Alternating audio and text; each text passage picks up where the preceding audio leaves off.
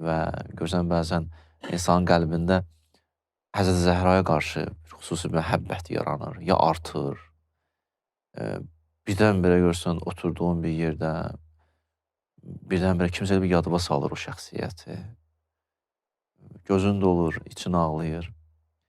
Hə, və izah da eləmirsən bəzən bəzi mövzuları insanlara da, ətrafında olanlara da.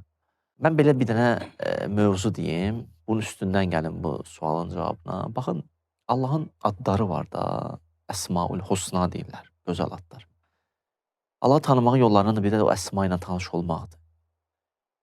O adlardan biri adı Şakirdir Allahın. Şakir yəni təşəkkür edən Allah. Təşəkkür edir. Məsələn, Mizan təfsirində buyurulur ki, bu söz xatirinə deyilən söz deyil, mən sənə təşəkkür edirəm. Allahın təşəkkürü Allahın feilidir. Nəsə edir, nəsə lütf edir, nəsə verir.